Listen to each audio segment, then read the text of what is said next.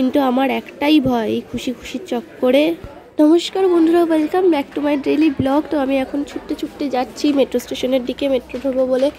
আর এই সবে ট্রেন থেকে নামলাম, এক্ষুনি ছুটতে ছুটতে যাচ্ছি মেট্রো স্টেশনের দিকে। মেট্রো ধরতে হবে আর জলদি জলদি আজকে মেট্রো ধরে বাড়ি যাব, কারণ আমি প্রথমবার বোধহয় বাড়ি এত তাড়াতাড়ি ঢুকবো, দিনের আলো থাকতে থাকতে ঢুকবো। মা দেখে খুব খুশি খুশি হয়ে যাবে, জানি না কি হবে।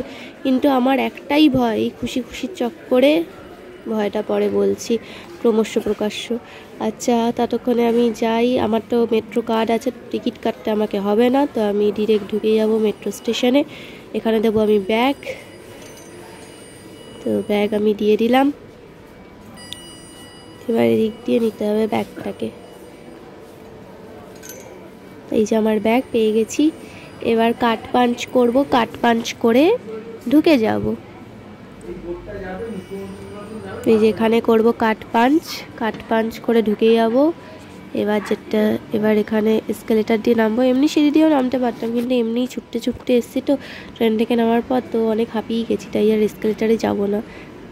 এটা তো জনতাদেরকে বলার জন্য, মেন কথা হচ্ছে বড্ড ল্যাট করতো, অটো আর হেঁটে হেঁটে নিচে নামার ইচ্ছে নেই আমার। তো যাই হোক, এসকেলেটারে করে আমি নিচে নেমে যাচ্ছি। একটা মেট্রো দাঁড়িয়ে রয়েছে আমার রুটের দিকের, কিন্তু আর ছুটে ছুটে যাওয়ার ইচ্ছে নেই। কিন্তু মেট্রোর গায়ে দেখতে পাচ্ছি লেখা আছে মহানায়ক উত্তম কুমার, মানে ওটা মহানায়ক উত্তম কুমারের লাস্ট স্টপেজ দেবে। তো আমাকে তো নেতাজিতে যেতে হবে, তাই আমি ওটায় উঠবো না, তা চলে যাক। তো এরপরে যদি শহীদ ক্ষুদিরামের যদি মেট্রো আসে, আমি সেই মেট্রোতে উঠবো, দিয়ে আমি দেন যাবো মহানায়ক উত্তম কুমার, সরি নেতাজিতে।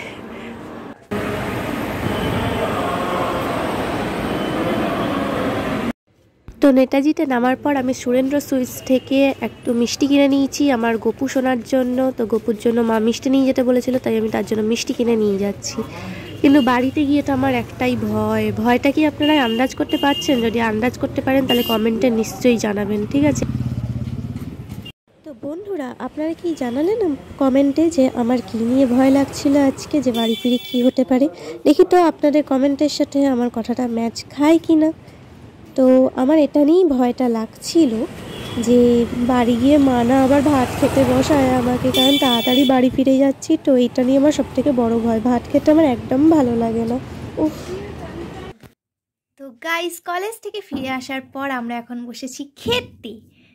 আমি কোনোদিন কলেজ থেকে এসে ভাত খাই না, কিন্তু আজ খেতে বাধ্য হচ্ছি, কারণ আজকে একটু তাড়াতাড়ি ফিরে এসেছি। আমি মনে হয় আর একটু লেট করে এলে ভালো হতো, আমার মন বলছে এখন, জানি না। যাই হোক, তো খেয়ে নিই। ভাত খেতে ভালো লাগে না, তাও খেতে হবে, কি আর করবো, কষ্টের জীবন, খেয়ে নিই।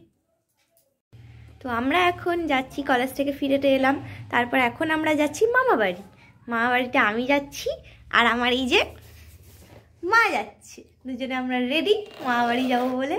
তো আমরা যাচ্ছি, আপনারাও চলুন আমাদের সাথে, চলো।